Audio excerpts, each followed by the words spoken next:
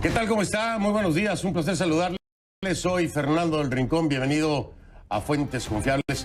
Este es mi último Fuentes Confiables de 2019. Ojo, no se emocione, voy a seguir en 2020 con esto. Ya sabe cómo soy de necio. Pero este es mi último de 2019. Es un programa muy especial, pues porque es el cierre del año y obviamente siempre tratamos de escoger temas y países que nos han interesado y que nos van a interesar mucho todavía el año que entra. Y por supuesto, los tres países que hemos elegido para este programa especial, si le quiere llamar así, de Fuentes Confiables, son Bolivia, Venezuela y Nicaragua. En una situación muy particular, porque si pensamos antes de la mitad de este año, Bolivia, Venezuela, Nicaragua, pues podrían ser países alineados, ¿no? Más o menos con el socialismo del siglo XXI. Y de pronto cambia la historia.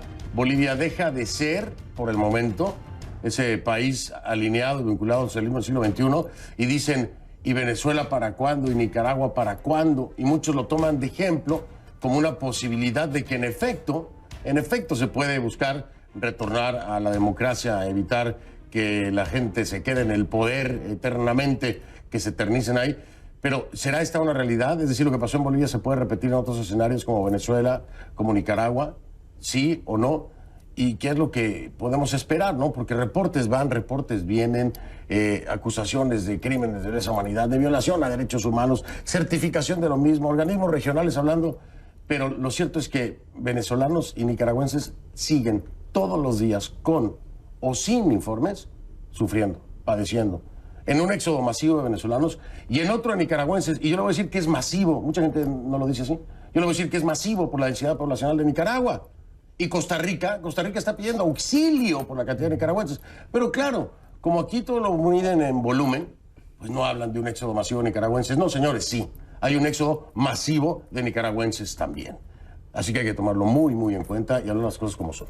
Y para hablar las cosas como son, me traje a los mejores para este fin de año. El profesor Eduardo Gamarra, que es de la casa prácticamente. Digo, de la casa de Fuentes Confiables, ¿eh? No, porque luego me lo quieren piratear en otros programas. ¿Qué pasó? Es profesor de Leyes, Ciencias Políticas y Relaciones Internacionales en la Universidad Internacional de la Florida, además consultor internacional. Profe Gamarra, además boliviano. ¿Cómo está, profe? Sí, placer. Muy bien, gracias. Bienvenido, profe. Vladimir Kirtinger, que bajó desde Orlando. ¿Está haciendo frío en Orlando o no? Muy rico está. ¿Sí? Estaba a 40 grados ayer. Fahrenheit. Fahrenheit, por supuesto, 5 centígrados. 5 centígrados. 5 centígrados, correcto. Está haciendo frío. Es periodista venezolano, director de América es Noticia, exdirector de la Escuela de Comunicación Social de la Universidad Católica Andrés Bello y además de la Asociación de Periodistas Hispanos. Vladimir, bienvenido. Fernando, como siempre. Gracias por venir hasta acá, hombre. Luis Galeano, periodista nicaragüense, ex corresponsal de la agencia Associated Press en Nicaragua, actualmente es director del programa de radio y TV Café con Voz. Luis, bienvenido. Gracias, Fernando, por la invitación. No, al contrario, gracias a ti. Así que fíjese usted, además lo más interesante es que tenemos a un boliviano, a un venezolano y a un nicaragüense. Así que, bueno, y los tres saben de los demás países, ¿no? Pero ahí están las nacionalidades presentes, que hace mucho más sentido a veces. No quiero decir que los demás analistas no sepan, ¿no? Pero la pasión que imprime en uno por la nacionalidad va poquitito más allá del análisis y el periodismo como tal. Voy a arrancar con Bolivia, si les parece. Escuchamos lo que se ha venido diciendo. Por supuesto hay que escuchar a Evo Morales. Hablé con el ministro Murillo esta semana, justo el día que se emite la orden de aprehensión en contra de Evo Morales. Vamos a escuchar ese momento con el ministro Murillo y después Evo Morales, que dice que pues que el mejor regalo que pudo haber recibido, dice. Escuchemos. Todos sabemos que no estaba cumpliendo con la ley porque estaba violando los tratados de refugio justamente, y también lo está haciendo en la Argentina. Y usted sabe que un refugiado no puede hacer lo que Evo Morales hace en los países que le están dando amigablemente refugio. Y esto va a poner en problemas también al gobierno argentino. Eso está clarísimo. Ahora, ¿cuánto tiempo aguanta el gobierno argentino? Veremos. Yo no creo que aguante mucho tiempo porque el gobierno argentino no es el gobierno de México, no tiene la fortaleza de gobierno de México, y está claro que los gobiernos claramente democráticos también se van a molestar porque se violen los tratados de refugio. No nos parece a nosotros correcto que un señor que esté perseguido por la ley, que tiene problemas con la ley, que se dice refugiado, empiece a golpear y a insultar a un país y a tratar de, desde lejos, hacer sedición o hacer movimientos extraños en un país. Sobre este orden de aprehensión es injusto, ilegal hoy inconstitucional, no procede, explicamos detalladamente. Legalmente yo sigo siendo presidente, por tanto debe pues cumplir con los procedimientos, las normas bolivianas para si hay que demuestren. Claro, es un tema netamente político, interno y externo. Un golpe nacional e internacional. Que anteayer el presidente de Estados Unidos dice, apoya a la presidenta autonombrada y condena violencia. Pero ¿de dónde viene violencia? Violencia viene del Estado de facto, o el gobierno de facto. Yo tengo que ser muy honesto, a veces no le entiendo nada a Evo Morales cuando habla. No, de verdad, profe, no me lo toma mal. Sí. Hay muchas personas que les pasa lo mismo. No le entiendo a veces lo que habla y tiene unos quiebres incoherentes de un tema al otro, más esta incoherencia ya en el contexto general de que presenté mi renuncia, me fui a México, me fui a Cuba, me fui a Argentina, ahora yo sigo siendo presidente, ¿no? El cambio de retórica también es confuso, también no se entiende. Yo no sé si, independientemente de lo que se discuta aquí, si es a mutuo propio o alguien lo está asesorando y si lo están haciendo, lo está haciendo muy mal, ¿no? Bueno, no por ser gracioso, pero me hace recuerdo a otros líderes de la región con características muy similares que también son bastante incoherentes en lo que dicen, ¿no? Y no sé si es una peculiaridad de estos, tanto de los líderes del siglo XXI como estos nuevos populismos. No sé si es ¿hay alguna universidad en Latinoamérica? Porque digo, porque el profe pero lo dice muy bien, ustedes tienen características muy peculiares, ¿no? Pero en todo caso, yo creo que o sea, por algún motivo, yo creo que lo que sucede con Evo, de alguna manera, tiene razón. Es decir, estamos en plena campaña electoral y no hay cosa más buena para un candidato que se sienta perseguido por sus opositores. Por supuesto. ¿No? Entonces, en un país donde, y esto es lo más curioso, ¿no? que el MAS tiene probablemente en este momento en Bolivia, lo vemos en las últimas encuestas de esta semana, alrededor del 20%, ¿no? Inclusive algunas encuestas donde el candidato del MAS, Andrónico, está liderando las encuestas, ¿no? Y eso por supuesto, teniendo al jefe de la campaña en un país cercano, siendo perseguido por la justicia, por más justificado que sea, creo que Evo de alguna manera tiene razón, ¿no? Sentirse perseguido le da esa justificación frente a una base que ve en Evo todavía un redentor.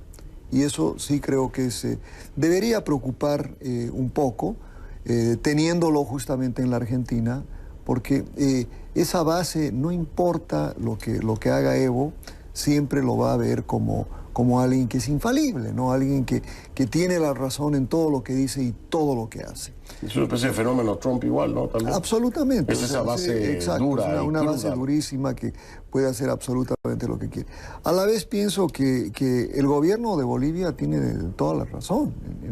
Sedición y terrorismo son las dos acusaciones. Lógico, o sea, el expresidente se fue a México, desde México organizó esa resistencia. Completamente. Los muertos son completamente culpa de Evo Morales. Ya hay un audio claro que prueba las órdenes de Evo Morales. Totalmente. Y yo creo que en ese sentido, el gobierno de México, el gobierno de Cuba y ahora el gobierno de la Argentina, de alguna manera pues son cómplices de lo que sucedió en Bolivia en esos días de terror que se vivieron.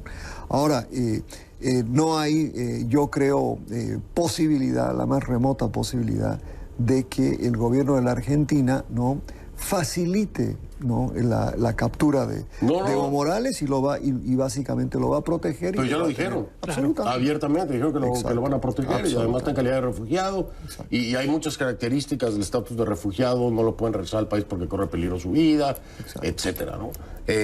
Creo que aquí más radical se vuelve el tema de que esté en la Argentina, más que en México, no porque soy mexicano, no quiero defender a López Obrador, ustedes saben que yo nunca lo hago, ¿no? Por el contrario. Pero Lo que pasa es que ha sido mucho más abierto y mucho más vocal el gobierno de Alberto Fernández a favor y en protección de Evo Morales, en un desconocimiento franco y llano al gobierno de Yanine Áñez, ¿no? Claro, sí, también eso hay que entender un poco lo que sucede en la Argentina, ¿no? Que hay una población mucho más grande de bolivianos en la Argentina que en México, ¿no? Sí, claro. Y esa población, tanto la primera generación como la segunda generación, es una generación que nutre el peronismo, que nutre a una clase obrera y sobre todo que nutre a los sectores más empobrecidos en la Argentina. Muchos estudios que conozco, por ejemplo, reflejan que la característica de los movimientos de piqueteros, etcétera, la gran presencia de bolivianos, vinculados obviamente al peronismo, que de una u otra manera, pues es donde el gobierno de los Fernández, pues tiene gran parte de su base. Entonces no es solo cobijar a Evo por esta solidaridad, es por esta realidad interna que tiene la Argentina. Tiene 1 millón de bolivianos solo en Buenos Aires. Y si uno va más al norte, ¿no? En Jujuy, Salta, hay una población boliviana muy grande y una población que es fundamentalmente, yo diría, bueno, por lo menos si uno ve más allá del fraude, sí, la población boliviana en la Argentina votó por el MAS. Sí, es mayoritariamente masista, Exacto, ¿no? Vamos a decir. Me quedan 2 minutos, te escucho. Que por cierto, hablando de Salta, me hace recordar al cónsul boliviano que ha sido detenido con 8 kilos de cocaína, ¿no? Pero algo interesante con respecto al discurso de Evo Morales. No solamente el discurso de Evo Morales atenta contra él mismo, sino en segundo lugar, a mí no me preocupa mucho la figura de Evo Morales hoy día porque me hace recordar a Zelaya. Cuando tú pierdes el poder... En Honduras, correcto. Sí. Cuando tú pierdes el poder, puedes sostenerlo en términos de argumento político por un determinado momento, pero si tú no tienes capacidad de acción, puertas adentro, yo entiendo que está la figura del MAS, pero el MAS también está viviendo en este preciso instante una división importantísima. Hacia el interior. Entonces, hacia el interior. Entonces, esa división podría minar con mucho más rapidez cualquier esperanza de Evo Morales, aún siendo jefe de la campaña electoral de cara al 2020, pero pudiera minar fuertemente su liderazgo y terminar como un Zelaya. ¿Evo Morales como un Zelaya? Como un Zelaya, es decir, pues termina como un gran bufón, como ocurrió con Zelaya. Yo creo que Evo Morales puede terminar peor, ¿eh? O sea, a ver, con Mel Zelaya nunca hubo una orden de aprehensión que ya había sido girada con Interpol. O sea, lo de Evo Morales puede terminar en un momento en la cárcel, sí, para dejarlo claro, sí, ¿no? Y con Mel no ocurrió así, ¿no? En términos de poder, te entiendo, pero la historia de Evo puede ir mucho más allá. Mucho más allá, puede ir correcto. Mucho más allá. Claro, porque mientras esté protegido por el gobierno de Alberto Fernández y Cristina Fernández de Kirchner, todo bien, pero en el momento en que esa protección termine, por re o por fa, pues obviamente tendrá que seguir huyéndole a la justicia boliviana que va a continuar con ese proceso.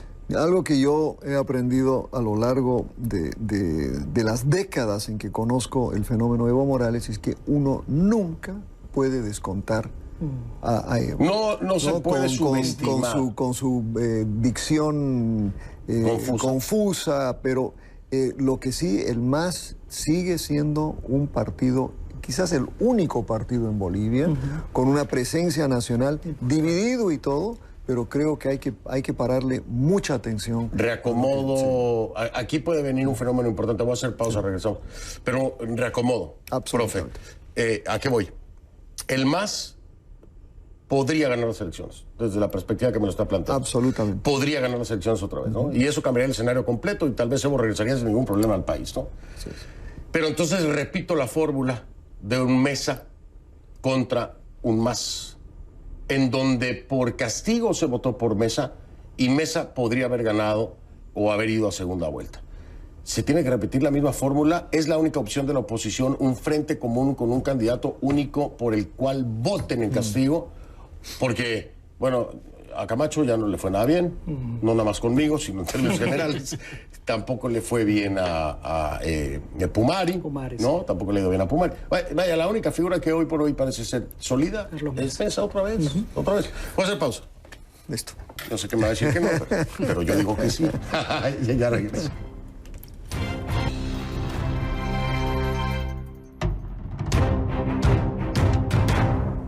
La Las pláticas de esta mesa siempre son tan interesantes en los cortes comerciales. No, también en el programa, por supuesto.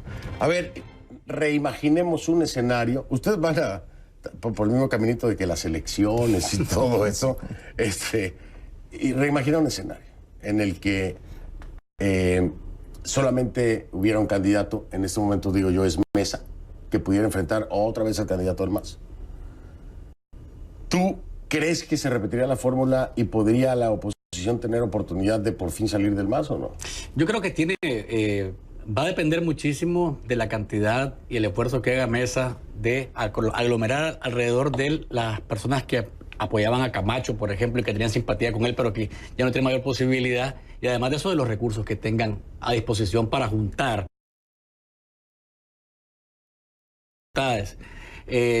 Me parece a mí que los números le dan una oportunidad al MAS todavía hacia adelante. Sí, y eso hay que tener mucho cuidado porque al final se pudo haber probado el fraude, se pudo haber probado todo lo que querrás, pero a la hora de contar votos y a la hora de que no hay una fórmula mejor que Mesa, pues lógicamente que el MAS tiene una gran oportunidad.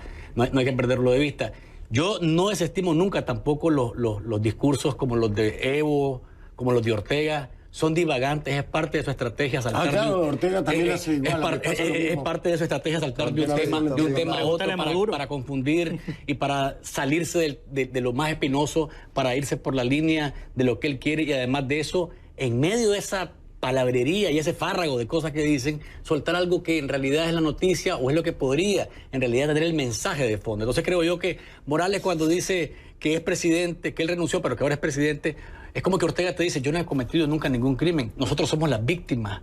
O sea, esa irrealidad, que es palpable con todos los informes de derechos humanos, quieren convertirla en la realidad del mundo, aunque todas las pruebas demuestren lo contrario. Ortega, Evo, Maduro tienen el mismo discurso, la misma sintonía de victimizarse cuando son ellos los verdaderos verdugos. Entonces creo yo que es parte de esa estrategia, los discursos divagantes, saltar de la izquierda a la derecha, de arriba para abajo, para que la gente al final diga dónde quedó la bolita. Al final no me di cuenta por dónde fue que me perdí en el discurso. Sí, es como el juego de los vasitos y la pelotita. Sí. Mira, Fernando, yo creo que, y te lo digo por los años de experiencia en ver, estudiar elecciones y participar en algunas, ¿no? Yo creo que nada está dicho todavía en la elección boliviana. Yo creo que ninguno de los actores que se conocen todavía están absolutamente descartados. Yo sí veo, por ejemplo, una enorme posibilidad que Luis Fernando Camacho se recupere y sea un contendor importante en este proceso. ¿Usted sí lo cree? Absolutamente. No deben descontar, por ejemplo, que Bolivia sigue siendo un país de regiones, ¿no? Y que Carlos Mesa llegó donde llegó porque Santa Cruz se volcó hacia Carlos Mesa. Claro, si va Luis Fernando, ¿no? La cosa es diferente. Y la cosa es muy diferente. Hay una división también. Profesor, y ese creo que es el problema. Pero es que ahí es donde se pulveriza el exactamente, voto, porque el MAS, ¿quién es el que gana con eso? Si Pumari va por su lado, porque ya, con Camacho ya no va a ir, eso es un hecho. Pumari va por su lado, Camacho por el suyo, Mesa por... Massa gana. El más gana. Sí. Claro, ese es el gran error, profe. Ahora, Camacho me lo dice a mí aquí. Experiencia política no tengo ninguna. Me lo dice, y yo le aplaudo y le agradezco, y los bolivianos deberían hacer lo mismo, que sea tan honesto para decir no tengo experiencia política. Qué bueno que lo dice, no que finja tenerla, ¿no? Dice, no la tengo. Pero en este momento, profe, en las aguas en las que se están navegando, están los tiburones más grandes. Si no tienes experiencia, mejor no te metas. Sí, pero también, si uno ve comparativamente, vemos, ¿no?, situaciones en las que gente con muy poca experiencia gana elecciones. Por el contexto, ¿no? Sí, profe. ¿No? Guatemala con Jimmy Morales. Pregúntale cómo les ha ido. Con Jimmy Morales. Pregúntale cómo les fue.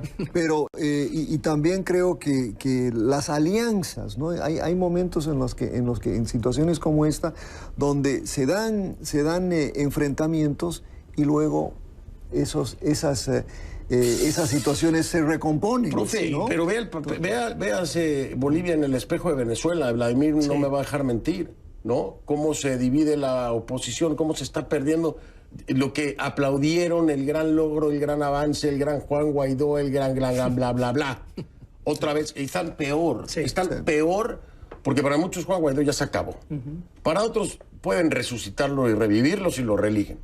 Pero la realidad es que ya hay problemas de dos gobiernos, porque son dos gobiernos paralelos, corruptos los dos. A mí que me vengan a decir lo que quieran con los diputados de la Asamblea Nacional. Sí. Ahí hay corrupción.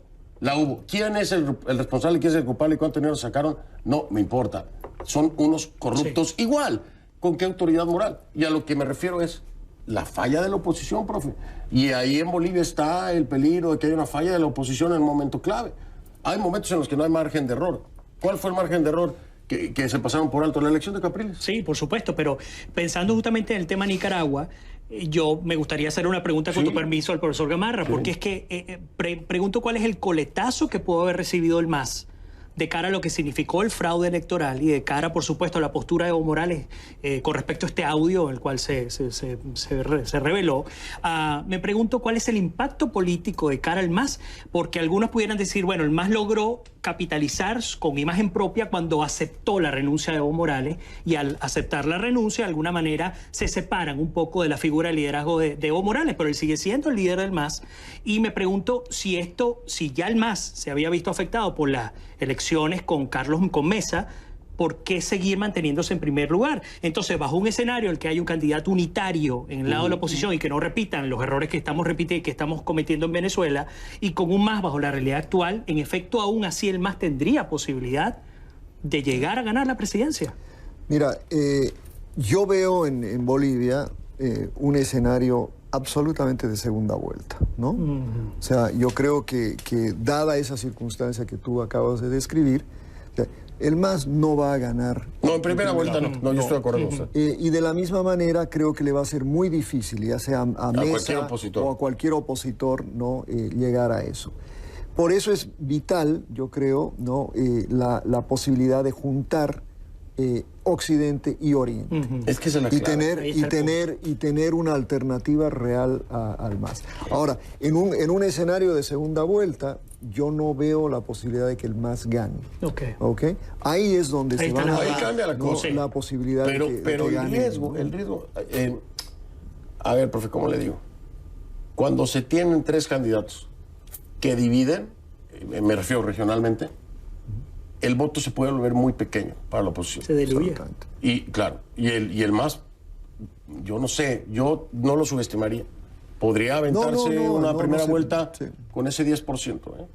O sea, a mí ese es el temor que me da, pero bueno, usted sabe más.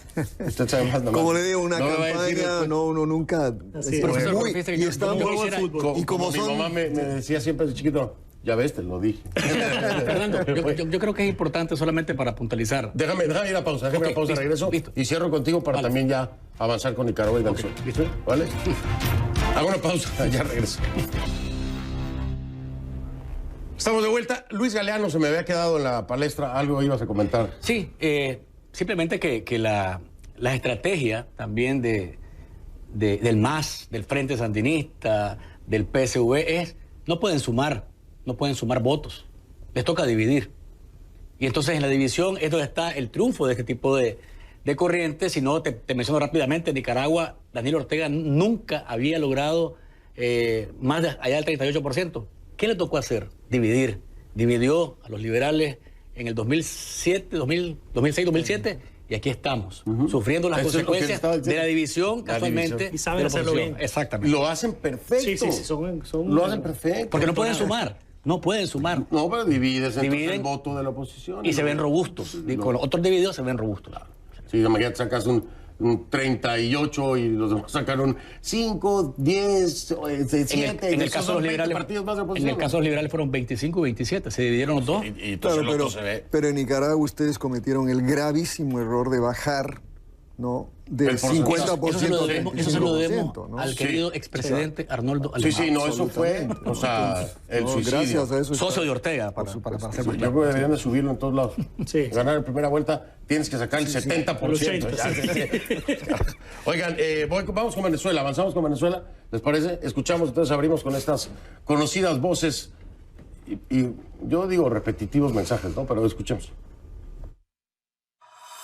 Y tengan la certeza de que capturaremos a todos y cada uno quienes participaron e intentaron participar en un evento brutal, atroz, que debía ser perpetrado el día de mañana. Muchísimas gracias y un abrazo para todas y todos y una feliz Navidad.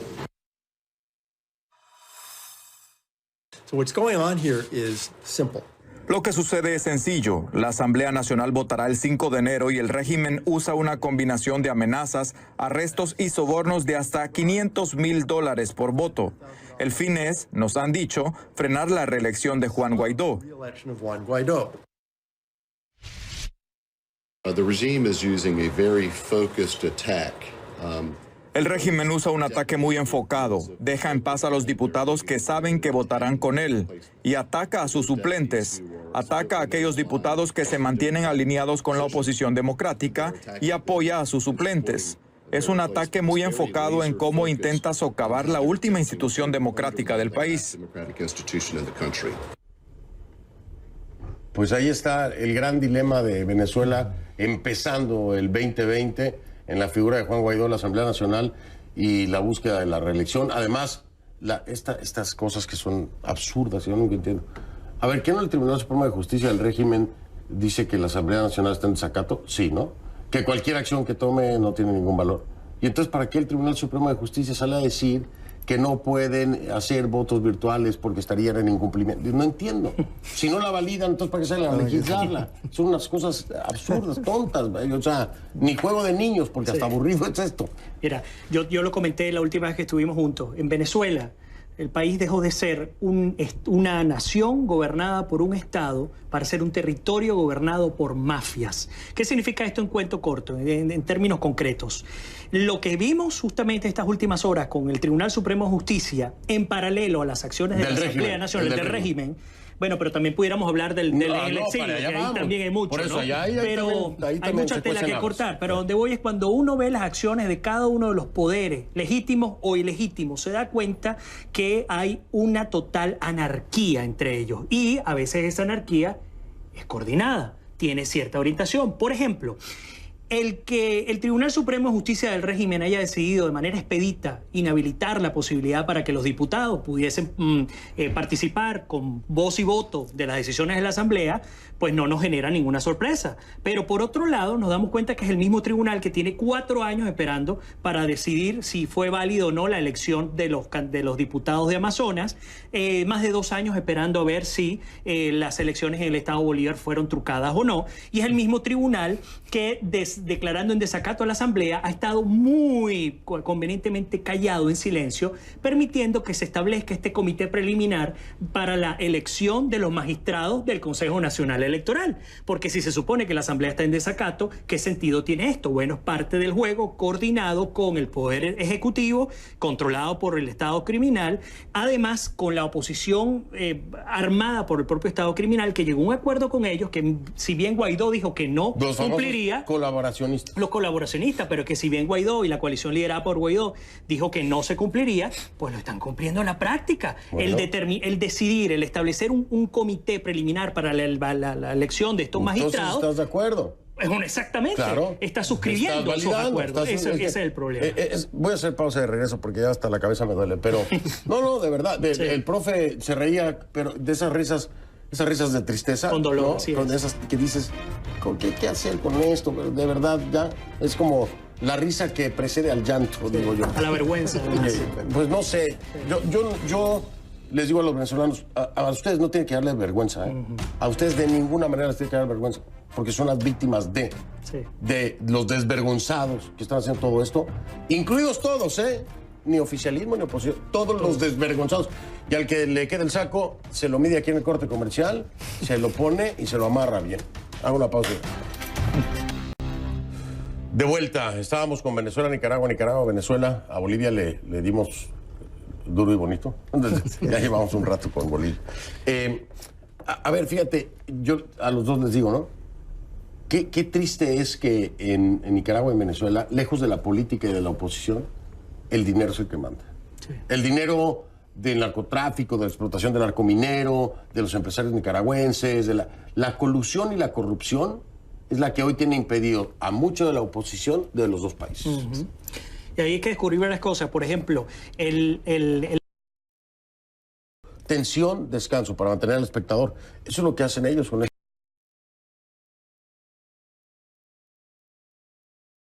Y ahí hay que descubrir varias cosas. Por ejemplo, el discurso político, por ejemplo, de Maduro, cuando habla del bloqueo total por parte de Estados Unidos, que fue el pasado 5 de agosto de este año, pues más allá del tema del argumento político, no es otra cosa que propaganda política. Claro. Porque el Estado criminal venezolano logró establecer algo que quería hacer hace rato, que era reemplazar el petróleo por una especie de economía subterránea que no tiene ningún tipo de contraloría y que se basa justamente en todo lo que tenga que ver con contrabando, corrupción, narcotráfico, extorsión y además concurso transnacional de otros países y organizaciones terroristas que hacen vida allí. Así ocurre también con el caso nicaragüense. Y mucho peor cuando sabemos que la escuela, y en Nicaragua también ha recibido parte de esa herencia, la escuela cubana y la escuela militarista venezolana, ellos han entendido, hablando de estados criminales, han entendido que ellos muchas veces van al repliegue, que por eso es que sentimos esos picos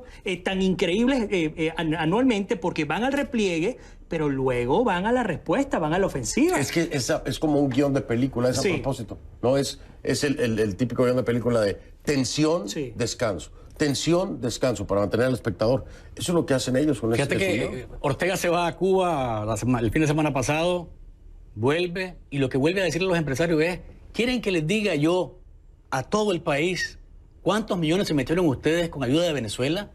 ¿Quieren que les demuestre a ustedes? Y entonces todos los que están metidos en ese negocio, entonces dicen, tiemblan y dicen, no queremos, y por tanto, no sé si lo has visto, yo creo que sí, en las redes sociales se le pide un paro indefinido al sector privado y ha sido imposible. Ha sido imposible porque dicen que es ir en contra de la misma población y que la economía se va a quebrar. Oíme, si estás peleando por libertad, la libertad tiene un costo. Claro. Y ese costo... No tiene costo. O sea, tiene precio, pues. A ver, lo que me refiero es que si estás midiendo la libertad en millones de dólares que vas a perder, te entiendo. Estás mal. Estás mal. Entiendo. Y así es que se mide en Nicaragua, casualmente. Si fuese una voluntad política real del sector privado de cambiar esa realidad, esa correlación de fuerzas que hay hoy día, simplemente dicen, vamos a hacer lo que la población nos está pidiendo y no estar midiendo cuántos millones se van a perder por cumplir con la voluntad de la población. Y no vayas tan lejos, ¿no? Dentro de la Constitución nicaragüense está contemplado el plebiscito, ¿no? Una consulta popular para referendo. Y yo se lo planteaba a los de la Alianza, pero casualmente a un empresario, yo digo, ¿por qué no activan esto? Pues ya es constitucional. Sí, podría ser una opción. Hasta ahora no sé nada. Sigue siendo una probabilidad. Todo se queda en probabilidad. Mientras va más de 545 asesinados en un poco más de un año. No, pero es que además, Vladimir, está documentado por todos lados, profe, violaciones a derechos humanos. No, claro. Acá hablar en Nicaragua, en Venezuela. Está más que claro, más que claro. Profe, no quiero que se me vaya el tiempo. ¿Le ve salida, me queda un minuto, salida electoral a Nicaragua y Venezuela? ¿Le ve realmente salida electoral? Muy complicado en parte porque, o sea, cuando uno asume una cuestión electoral, asume que va a haber un árbitro imparcial, asume que las reglas van a ser claras para todos y eso no va a suceder, ¿no? Más bien lo que yo sí creo, y volviendo un poco al caso boliviano, en el caso de los empresarios, ¿no? Los empresarios de Santa Cruz en particular fueron cooptados por el gobierno de Evo Morales, pero se dieron la vuelta, ¿no? Y yo creo que ahí está un factor muy importante. De la misma manera que creo con los venezolanos, o sea, los boliburgueses y los bolichicos y todo, todavía son importantes como fuente de apoyo a esto. Mientras no se den la vuelta, mientras no se den cuenta que pueden ellos ser el factor de cambio, ¿no? Claro. Pero por la vía electoral lo veo muy difícil. Yo creo que todos lo vemos igual. Voy a hacer pausa, regreso prácticamente a despedir. Qué rápido se fue, ¿no? Ahorita me va a regañar Vladimir. Me hiciste venir desde Orlando para... Hago una pausa. Estamos de vuelta y solamente voy a despedir y agradecer, por supuesto, a mis invitados. Profe Gamarra, oiga, hace un año maravilloso teniéndolo aquí. Muchas gracias, un placer. Igual a mi querido Vladimir. Gracias, Fernando, igual. Yo le digo, es que Vladimir vive en Orlando, Florida, y cada vez que lo invito baja desde Orlando. Ha sido muy amable. Y ha sido un placer compartir este año, de verdad. Gracias. Felices fiestas, Fernando. Igualmente, felicidades, felices fiestas, lo mejor de lo mejor. Luis, que sea más seguido, Luis, ¿no? Estoy a la orden, hermano. Sí. Aquí te voy, de verdad, te voy a estar muy... Cuando querrás. Tú estás aquí en Miami, ¿no? Yo estoy aquí en Miami. Entonces, con más ganas. Sí, lo hago bajar desde Orlando. Si Vladimir viene desde allá, hermano, con mucho gusto te acompaño. Oigan, lo mejor es lo mejor. Para ustedes y para sus países, profe, para Bolivia, Vladimir para Venezuela, Luis para Nicaragua. Ojalá se vea la luz. Y para México.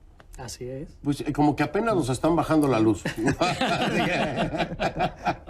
Así es. Antes de que me apaguen a mí la luz por mis comentarios, déjeme despedirme de usted. Oiga, ha sido un gran 2019 con muchísimo trabajo. En nombre de toda la producción de Fuentes Confiables, a nombre de todos mis compañeros de CNN en Español, agradecerle su preferencia, que nos acompañe, que nos retroalimente con sus comentarios. A Patricia Kaplan, que es mi productora, que el año que entra, Pati, hables más quedito, no me grites tanto en la oreja. Mil gracias Lucho, mil gracias Blanquita, mil gracias David, Leo, en fin, siempre se me olvidan nombres, pero los más importantes son ustedes en casa. Lo mejor de lo mejor en este 2020, el año suena bonito.